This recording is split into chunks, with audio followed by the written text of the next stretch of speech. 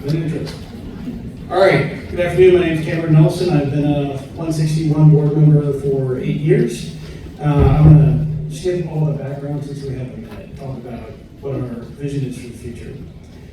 Flossmoor has a unique opportunity. We have a great community, we have interested parents, we have interested and involved community members, and we have an opportunity to address what in education they call the achievement gap, which is just fundamentally some students perform better than others.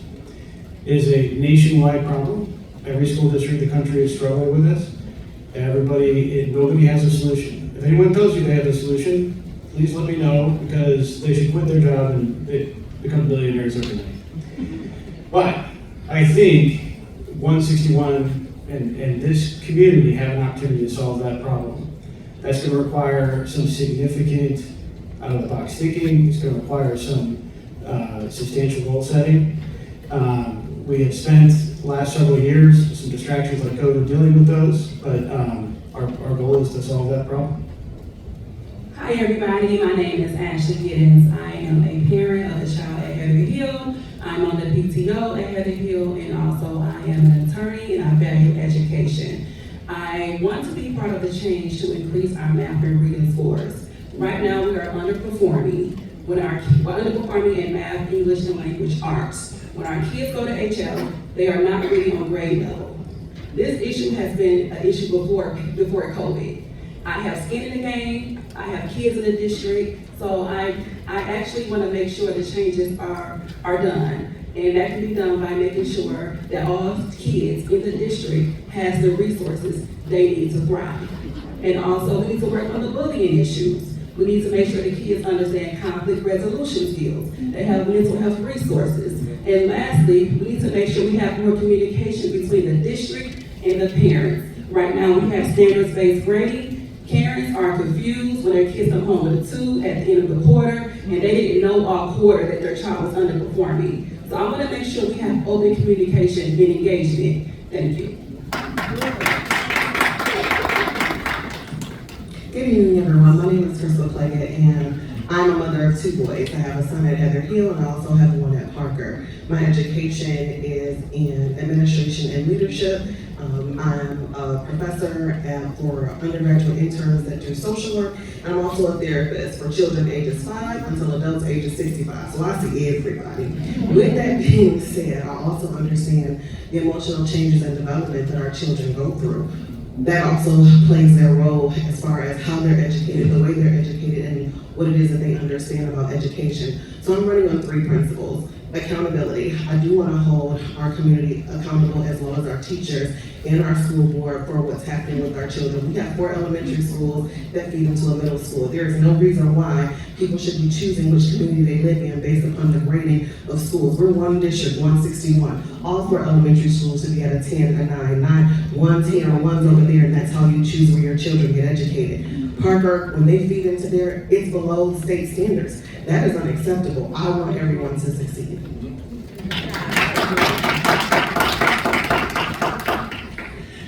How you doing, everyone? My name is Dr. Tre. Yes, the hip hop reference is intentional.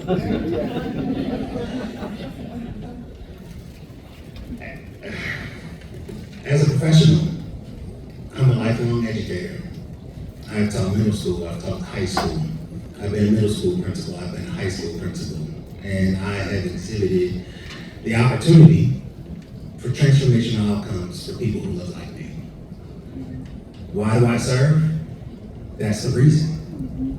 I want to make sure that every person, regardless of their socioeconomic status, regardless of their zip code, has the same opportunities as every other child, that have the same capacities. So what does that look like here? When our students graduate 8th grade to go from Parker on to HF, or some from Bloom, that they have the ability to perform every task that they want once they leave us. That work still needs to be done. Thank you. Okay. We have 161 questions.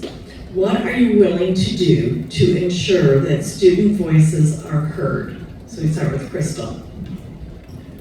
So community engagement, on 3:30 every quarter, there's a community engagement meeting that a couple of members of the board and the superintendent have. How many of you all are available at 3:30 on Wednesday? Most people are trying to get their kids from school. If we're gonna engage our children, if we're gonna engage their parents, we need to be able to meet them where they are. Since I'm a social worker, one of the things I do is we have focus groups. I've watched children have focus groups as part of student council at Heather Hill, and they've made some significant changes. If we can do it with children at that level, there's no reason why we can't do it with adults. So we really have to get into actually engaging our parents, not just telling our parents what it is that we need them to do. Are we listening to our parents when they're saying, well, where am I supposed to be? How am I supposed to be doing this? And then it's last minute emails and things like that, but actually engaging them. Transparency. All of our parents should understand what's happening with their children. To me, the strategic plan that we have sounds great, but children should be able to start at grade level in kindergarten, and parents should be able to understand that in kindergarten, this is where your child is at. This is where they can go within our district, and make that change throughout all grade levels through 8th grade. All right, so as a current board member and educator, the truth is that we have to do a better job of making sure that we are communicating the standards as students progress along. They continue, whether they're in kindergarten, all the way through 8th grade. And again, what does standards-based grading do? It allows the opportunity to make sure that we are holding all people accountable, including the educator, in front of kids every single day, to be a partnership to ensure that we are going ahead and allowing for the opportunity to support students if there's any misconceptions along the way, that we're not just saying, hey, you don't understand something, we're judging you. We're giving you the right supports along the way to make sure that you have skills necessary to matriculate to the next grade, so on and so forth. And so as a proponent for standards-based learning, the truth is that we have to do a better job of making sure that we're in partnership in all things. This is our first year at it, and I think we can definitely deepen that learning. So making sure everyone's heard is a constant effort if you're a board member in the school board. My method for doing it, it's coffee at Starbucks or donuts, right? Anyone says anything to me on the train, at the grocery store, sends me an email. I will make time to meet them.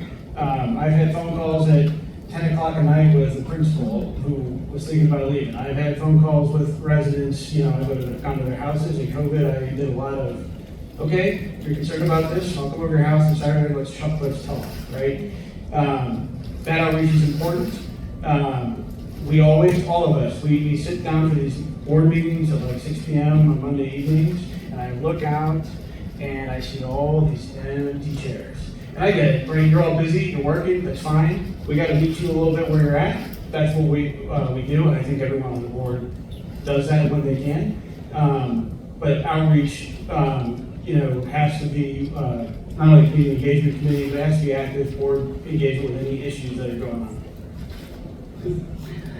As far as communicating better with residents, I think that it would consist of making sure that that community engagement meeting that Crystal references, that's at 3:30 p.m. every quarter, is at 5 or at 6, so that parents have time to actually get their kids from school, get them set up for dinner, homework, and come to the meeting.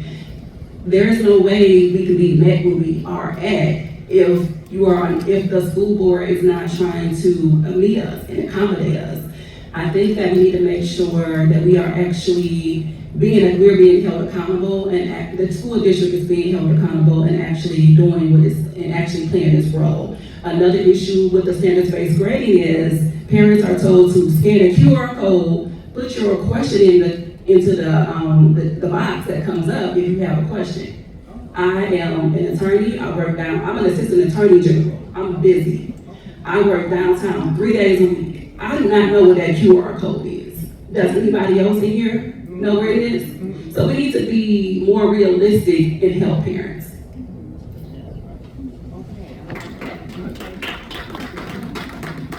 days I passed you, so we'll do it the right way. What do you plan to do to increase dual credit at HF? Not, okay. Here we go. I haven't thought about it. There's a noticeable shift in the student-teacher support and overall school culture from the elementary schools to District 161 to Parker. What factors do you feel contribute to these challenges, and what measures can be taken to ensure a smoother transition, a more supportive learning environment, and improved safety for students at Parker? I think that's in my wheelhouse. All right, so the truth is that you go from elementary school, which is a K-5 environment, to a 6-8 environment, and you go from seeing a few teachers to seeing a whole lot more teachers. So the first thing we need to do is make big communities feel small, so that kids have an opportunity to have a trusted adult to be able to talk through things, because honestly, if anyone who's ever had a 6th, 7th, or 8th grader in their home, they know that they're going through stuff, lots of stuff. And we have to not necessarily judge them, but put them on the right patterns, the right words, the right things that are going to allow them to grow in their misgivings and any decisions that they potentially make. Again, it's without judgment, but they're actually the right things to do. And so the hope is by making our big communities feel a bit smaller, that we actually see our students and are able to then respond to our students. And when they're making bad decisions or decisions that we don't like, then we're actually responsive to their needs rather than kicking them out or making them feel anything less. So considering that I do have a 6th grader at Parker, one of the things that I think about is that there's a principal, 3 assistant principals, 3 deans, 3 social workers, there's 3 instructional coaches, and there's also a security team. That sounds like a lot of support. There are a lot of grown-ups in that building. That sounds great and wonderful. But do our adults know our students? Do our students fully know our adults? We have to get them involved with each other. I love being an adult, but I wish I could be a kid again. Adultism is real, and a lot of our children feel as though they're not being heard. We need them to build community, to be stronger, so that our kids do feel safe in there. So when something is going on outside of home on the weekend with some of the other kids, because I'm not gonna lie, when I hear about the fights, it's usually something that happened on the weekend, and then it gets brought back into the school. So our kids need to feel as though they have a trusted adult that they can talk to, not someone that's gonna shun them away because they're interrupting class. So we have to do a better job at building that communication. I definitely agree with that. I'm concerned that we have a large security team at the school, but we're not teaching the kids conflict resolution. Day 1 of school, let's have orientation. Everybody, we're gonna talk about conflict resolution, what it looks like, and how we have to respect one another. If you are having a bad day, stay away from that individual. They are still kids at the end of the day. Let them go through their day, go home, sleep on it, and come back the next day. Kids are kids. They probably will forget about what happened the day before. But we have to nip things in the bud and not let things foster, because that's how fights happen. So I'll start with the why first. Why do we see a difference in the junior high and the high school? And a good chunk of the why is with social media and all the things kids are exposed to, in my opinion, it's tougher to be a junior high kid, right? They get a lot of bad ideas. You know, there was a TikTok video where they, for one point, they thought it would be cool to go to bathrooms and tear stuff off the wall, right? I mean, they get flooded with more bad ideas than any of us have to deal with when we were kids, right? And so that's the why. What do we have to do about it? We have to be extremely agile. I'll give you one example. I'll give Tracy credit. Jerry's credit for this. Behavior attendance grade reports that the district is doing. We had, start of a school year, last school year, where, the numbers we were seeing on that front were not good. We said, look, we need a solution now. We rolled out that behavior attendance grade reports. I know that Tre at least had part of the idea to get the administration to do that. So we're monitoring those students, kind of weekly, like, are you coming to school? Are you getting in trouble a lot? Are you struggling with grades? We're not waiting until the end of the semester to deal with that. We're getting in there right away.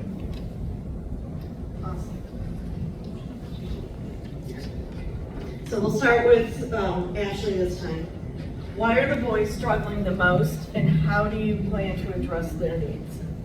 The boys are struggling the most because there aren't many activities that cater to them. So there's Girls on the Run after schools, and so that's their mentorship opportunity. But what I have done is at Heather Hill, if I'm given the opportunity to be part of the school board, I would like to do it for all of the schools in the district.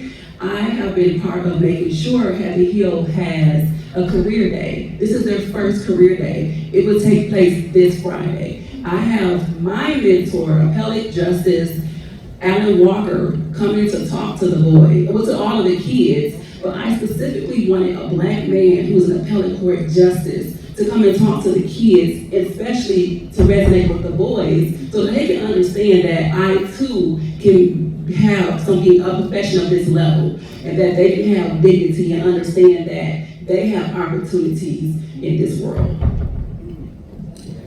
So one of the things that I made a suggestion of in the beginning of the school year, because my son was also someone who said, we don't have anything, there's schools on the run. So I talked to the principal about a mentoring program. Heather Hill has started a mentoring program. So looking at what that looks like across the board throughout all of the schools, so that way the boys can be engaged. Yes, boys have feelings too, they do like to talk, they sometimes want to say talk more than the girls do. And they have a lot to say. And so being able to have that platform, and also being able to meet them where they are and ask them what is it that they're looking for, what is it that they would want to do. I feel that we fail them in that way by not asking them what it is that they want. So definitely being more active with asking them what they want, so that way we can meet them where they are. And whether it's having soccer at the school, right, for our elementary school, I will say Parker has a plethora of physical activities, but maybe we can increase the amount of kids that are able to do those as well. Yes, so I am a parent of a 6th grader at Parker, and the truth is that my young man is actually trying to figure out his identity. Who is he from a 5th grader at Flossmoor Hills, and who is he now as a 6th grader in Parker? And the truth is he dresses different, right? He showers now, without provocation. I hope you're not watching. But the truth is that now he's trying to figure himself out, right? And I'm feeling like at Parker, it is really super important that we're being responsive to that space and time, right? Who am I? Who am I independent in my family? And how do I, and I think the school's responsibility is, how do I infuse the right values inside of him? So regardless of all of the conversations that are being had at the national level, but that the truth is that we're actually instilling the right values, which we've actually started doing at the 6th grade and 7th grade and 8th grade level around character development. It's got some time to develop, but the truth is like they're having the right conversations, like who's the human in front of me? What is empathy? And there's room for growth around that, but yeah. So I might disagree just a little bit that it's the boys, it's everyone. All the students are struggling, not 100% of them, right? 30% of the students coast through junior high with no clue what's going on and they do just fine, right? But the others don't. And we need a little help. We're all the community, right? As a school board member, when you're sitting on the school board, you're trying to help out those parents who are busy working, etc. But we also need a little help from parents because we've been working hard to get teachers helping promote those cultural messages, but at the same time, we need kids to be engaged. We've rolled out, change the contracts with more stipends. I had a parent call me a little less than a year ago. Why don't I have a golf team? I said, we don't have a golf team. Got a golf team set up in less than a month. The school board regardless of the outcome of the election. I'm confident that the school board will support any of you with anything you need on that engagement piece. We want more in school activities. We want kids to have things to do. We want them to be engaged to help, deal with that struggle they're having.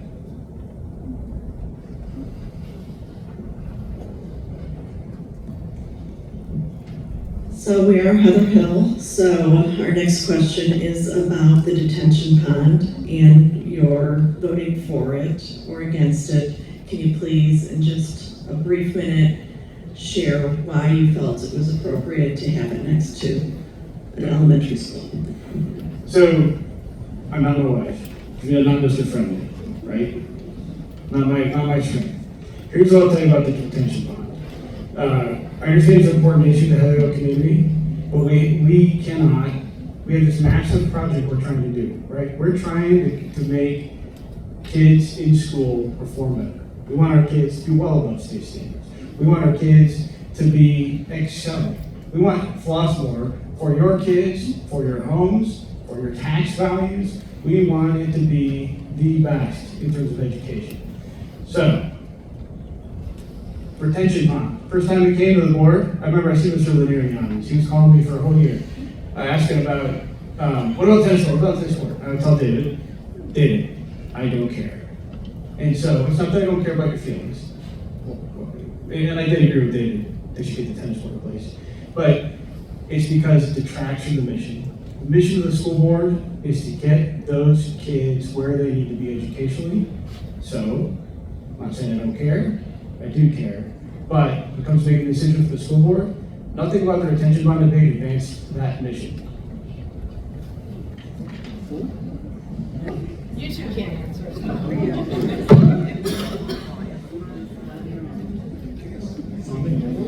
Okay, so when the vote occurred for the detention basin, I was on the school board and I voted no.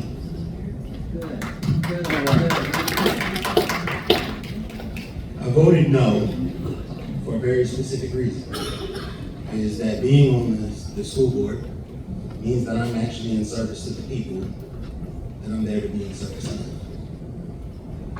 And when I did the math, and it was very, very simple, for 3 consecutive meetings, there were a whole lot of people in public comment speaking about the detention basin. And the truth is that it was overwhelming that people in Heather Hill did not want this.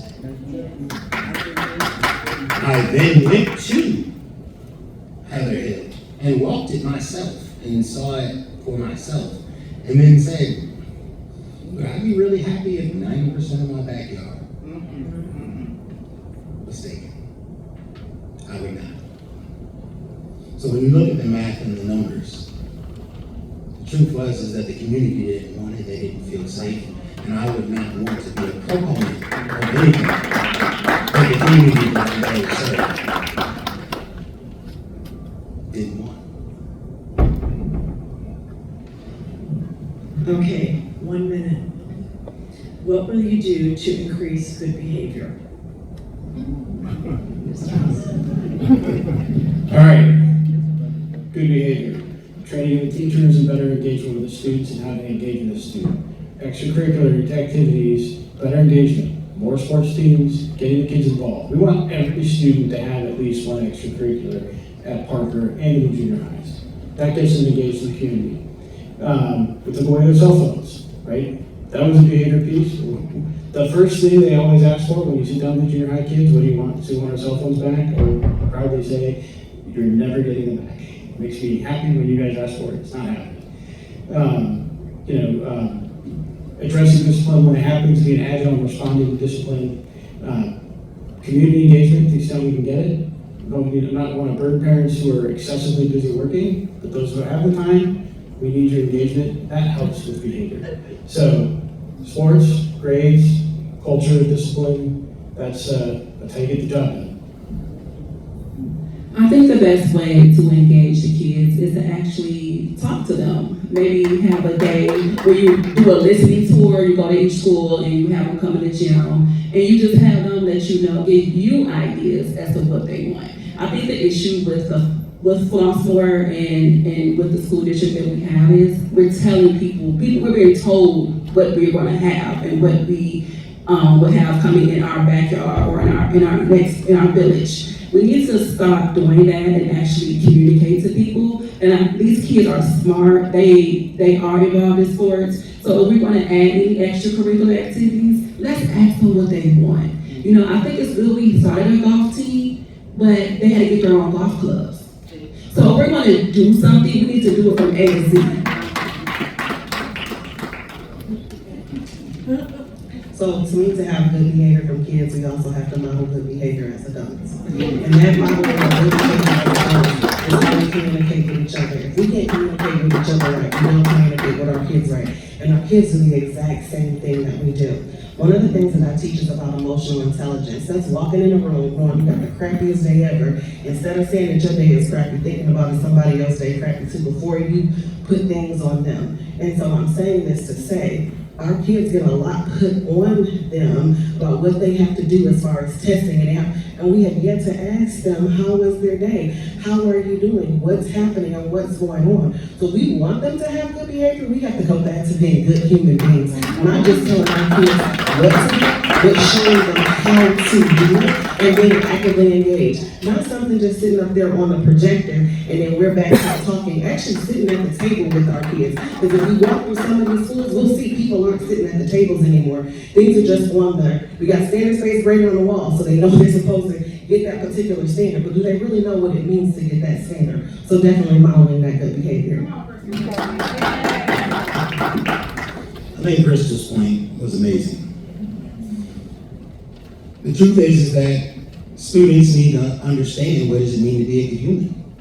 And if you don't have anyone to teach you what that means, you're going to make that up for yourself, and or like how a lot of us were raised, is that the truth is that we made it up as we went along or we listened to our friends. If you don't have trusted adults in the school system, people that you can go to hell or high water, sorry for the language, see my man back there. If we don't have people that we can go to, then we're just gonna be flying blind. And the truth is, it's creating spaces and places where kids feel like, hey, I'm feeling something.